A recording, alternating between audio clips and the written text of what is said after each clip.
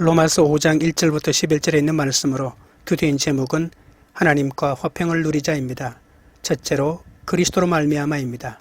1절입니다. 그러므로 우리가 믿음으로 의롭다 하심을 받았으니 우리 주 예수 그리스도로 말미암아 하나님과 화평을 누리자. 구원의 열매는 하나님과 더불어 누리는 화평입니다. 우리는 하나님과 원수지간이었는데 서로 화목하게 되었습니다. 화목은 내가 무엇을 소유했을 때가 아니라 관계가 회복되면 생깁니다. 하나님과 뒤틀린 관계가 제자리를 찾는 것입니다. 관계가 뒤틀린 사회에는 서로 속이고 죽일 뿐이죠. 끝으로는 웃지만 뒤에서는 칼을 들이댑니다. 더 큰 문제는 자신과도 평화가 없다는 겁니다. 자신을 학대하고 열등감에 빠지거나 우울감에 젖어듭니다. 죄를 지은 인간은 늘 고독하고 하나님을 멀리합니다. 하나님이 주신 축복도 다 잊어버립니다. 하나님이 없는 인간은 고독과 분노와 미움과 저주만 있습니다. 하나님을 잃어버리면 모든 것을 잃어버리는 것이죠. 반대로 하나님과 관계가 회복되면 인생의 모든 것이 회복됩니다. 의롭다 함을 얻고 하나님의 자녀가 됩니다. 하나님이 주시는 평화를 누릴 특권이 생깁니다. 평화는 전쟁이 끝날 때 오는 것이 아니라 전쟁 중에서도 느낄 수 있습니다. 총알이 날라와도 마음에 하나님을 믿고 신뢰하는 평화가 있습니다. 바울과 실라는 감옥에서 매를 맞고도 새벽에 일어나서 찬송하는 평화를 누렸습니다. 2절입니다. 또한 그로 말미암아 우리가 믿음으로 쓰이는 이 은혜의 들어감을 얻었으며 하나님의 영광을 바라고 즐거워하느니라. 은혜의 자리로 들어간다는 것은 율법 생활에 머물지 않는다는 말입니다. 예수를 믿고 은혜의 자리에 들어가면 평화를 맛봅니다. 들어간다는 말은 높은 자리에 있는 어떤 사람 앞으로 들어가는 특권인데 왕을 아련한다는 겁니다. 본문의 뜻으로 말하면 하나님을 뵙는다는 것이죠. 들어갈 자격이 없는데도 안내자의 도움을 받아 갈 수 없는 자리까지 가는 겁니다. 여기에 내 자랑이 어디에 있습니까? 은혜 받은 자는 뻔뻔하게 살아서는 안 됩니다. 남이 가진 것과 남이 앉은 자리를 차지하려는 싸움을 포기해야 합니다. 은혜를 받으면 갑자기 자신이 가진 것이 너무 많아 보입니다.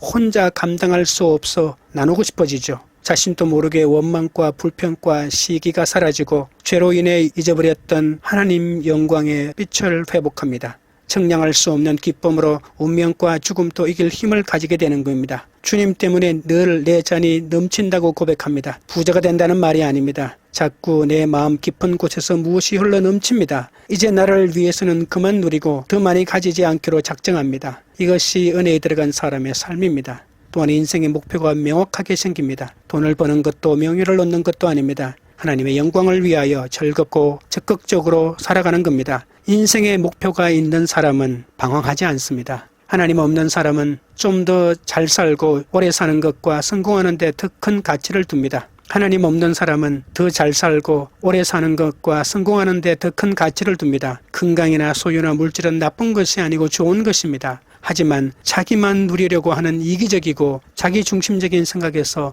벗어나기가 쉽지가 않습니다. 인생의 참된 목표는 나를 만드시고 나를 세상에 두신 그분께 경배와 찬양과 영광을 돌려드리는 것이죠.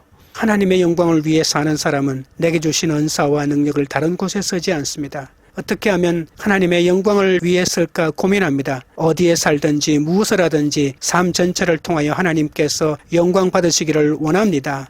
여러분은 무엇을 바라고 즐거워하십니까?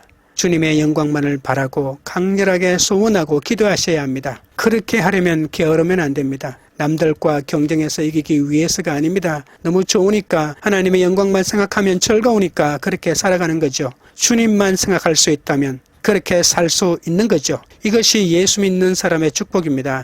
하나님의 영광을 위해 사는 특권은 고난과 희생입니다. 나를 위해 누리지 않기로 자신을 제한하는 것이죠. 3절 4절입니다. 다만 이뿐 아니라 우리가 환난 중에도 즐거워하나니 이런 환난은 인내를, 인내는 연단을, 연단은 소망을 이루는 줄 알미로다. 그리스도인의 즐거움은 환난을 소망으로 바꾸는 것입니다. 환난은 환경의 어려움과 육체의 고통을 말하죠. 예수 믿는다고 젖과 꿀이 흐르는 곳에 살지 않고 생존의 현실에서 살아갑니다. 예수님 때문에 배고프고 춥고 돌에 맞고 오해와 고통의 감옥에 들어가 본 적이 있습니까? 바울은 하나님의 영광을 위하여 죽는 순간까지 그런 환난 속에서 살았습니다. 바울은 편안하게 살 수 있는 배경을 가졌지만 그리스도를 위하여 모든 고난을 선택한 것입니다. 하지만 그 모진 고난을 겪으면서 귀한 것을 배웠습니다. 그것은 환난이 인내를 낳는다는 겁니다. 돌에 맞고도 다시 살아나고 망할 것 같지만 망하지 않고 끝날 것 같지만 끝나지 않는다는 거죠. 환란이 왔다고 하나님의 약속에 의심하며 남에게 앙심을 품거나 체념하고 포기한다면 실패할 수밖에 없습니다. 오히려 환란 중에서 즐거워해야 고귀한 영적 자질이 생깁니다. 인내는 강한 영적 용기를 줍니다. 하나님의 말씀이 결실을 보려면 끈기가 있어야 합니다.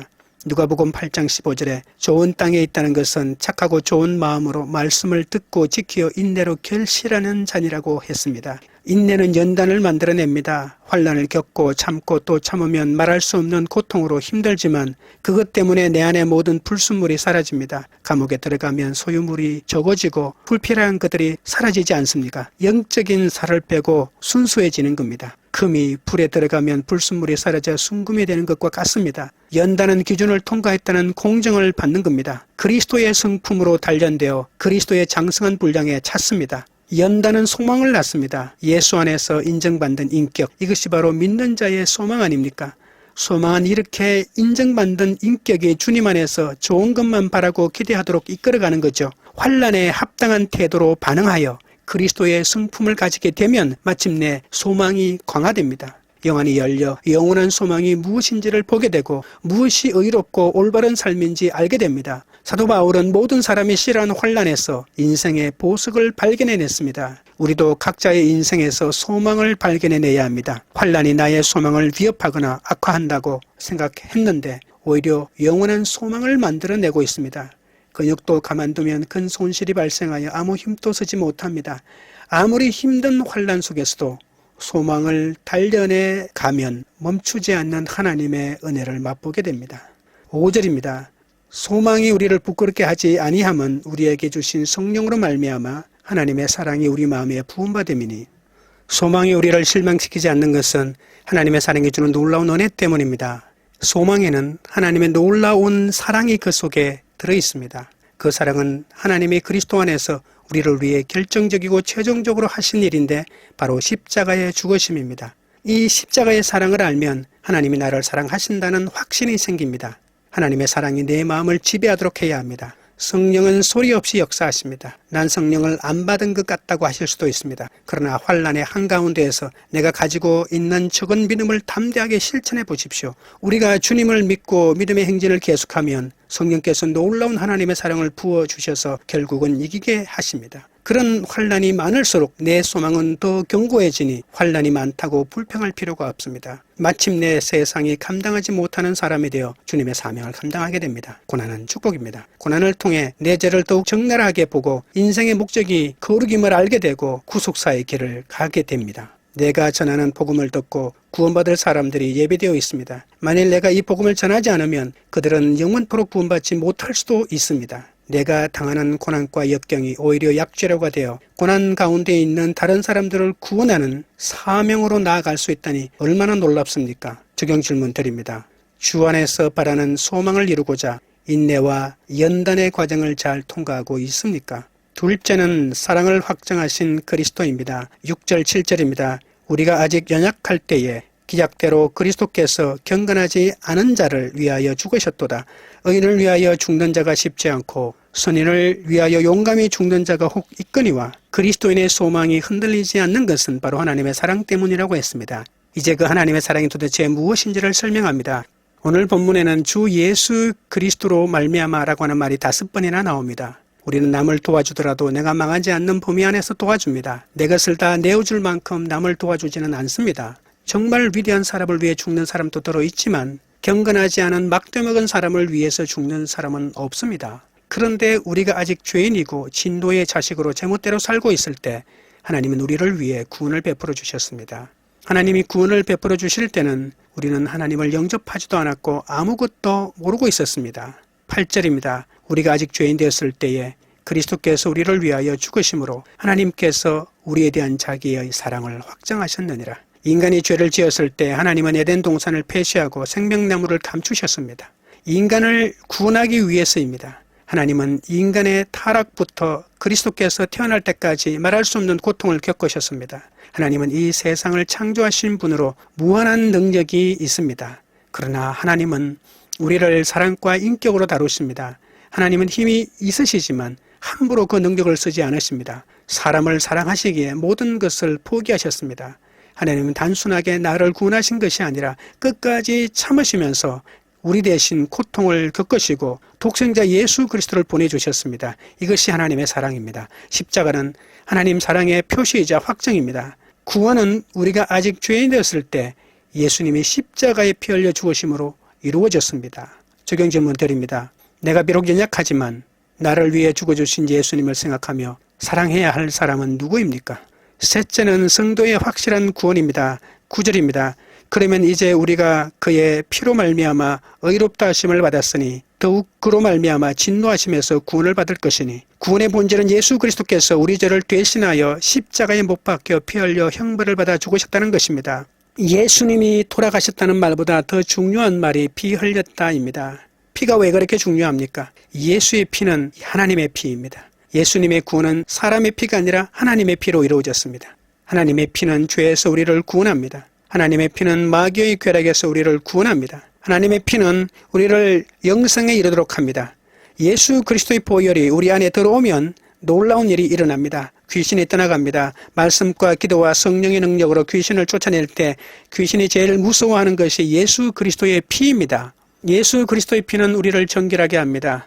죄는 예수 그리스도의 보혈로 씻어야만 없어집니다. 이 보혈은 기적을 일으킵니다. 이 보혈은 모든 질병과 어둠의 세력들을 깨끗하게 씻어버립니다. 예수님의 보혈을 찬양하고 노래하면 더럽고 음란한 생각들이 사라져 내 죄가 녹는 것을 경험합니다. 마귀가 떠나가고 더러웠던 모든 부분이 청소되는 것이죠. 십자가의 핵심은 보혈입니다. 보혈을 묵상하고 말하고 선포할 때 이 보혈의 능력이 즉각 나타납니다. 제 용서는 이론이 아닙니다. 보혈 없는 십자가는 아무것도 아닙니다. 예수의 피를 믿으십시오.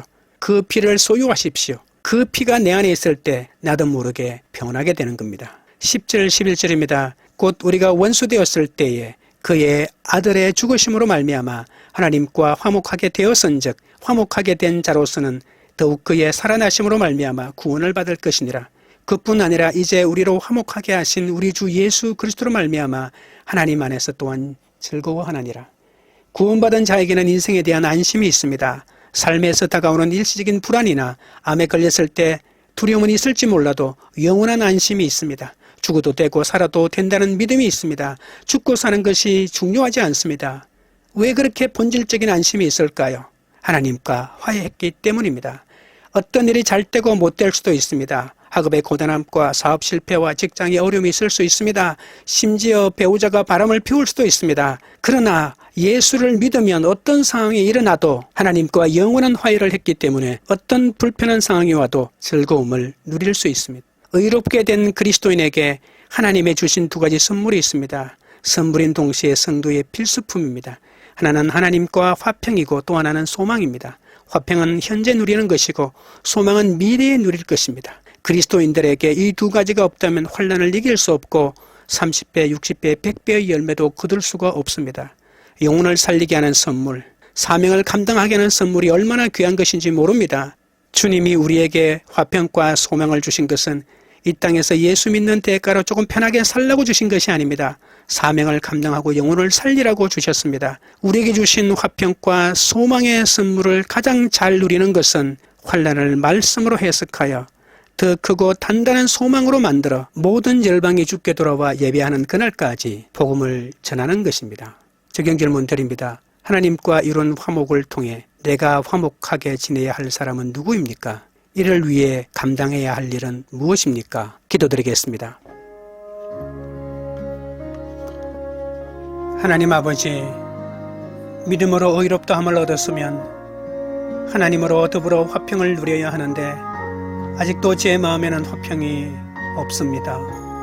여전히 환경과 나만 쳐다보면서 열등감과 교만에 사로잡힐 때가 많사오니 불쌍히 여겨주시옵소서. 주님 안에서 화평을 누리기 원합니다. 내가 연약할 때에, 죄인 되었을 때에 내 모습 그대로를 사랑하신 주님만 바라보게 하옵소서. 감당하기 힘든 고난을 통해서 썩어질 이 땅의 소망이 아닌 올바른 소망을 갖도록 환난을 허락하셨음을 감사합니다. 환난 가운데서도 인내함으로 연단의 공정을 받아 하나님이 주신 소망 안에서 변함없는 사명자의 삶을 살게 하옵소서. 구원받은 자로서의 기쁨을 누리며 나를 위해 살지 않고 주님의 영광을 위해 살아가게 하옵소서. 우리가 죄인 되고 연약하고 하나님과 원수 되었을 때 예수 그리스도를 십자가에 못 박혀 피 흘리게 하심으로 하나님의 사랑을 확정해 주셔서 감사드립니다. 이제 예수 그리스도의 피를 의지하며 살기 원합니다. 예수 그리스도의 피로 마귀를 이기고 예수 그리스도의 피로 정결하게 되고 그 보혈의 능력으로 영혼들을 살리기 원합니다. 성령이여 역사하여 주시옵소서. 성령의 능력으로 충만하게 하여 주시옵소서. 광교리들 교회가 내 힘을 의지하지 않고 십자가의 예수님만 바라보는 공동체가 되게 하옵소서. 하나님과 더불어 화평을 누리고 은혜의 자리에 들어가 성령과 동행하고 서로 사랑의 깊은 자리로 들어가는 공동체가 되기 원합니다. 세상에는 없는 눈물과 감동과 은혜로 예배드리며 열방의 영혼을 구원하는 사명을 감당하는 교회가 되도록 역사하여 주시옵소서. 예수님의 이름으로 기도드리옵나이다. 아멘.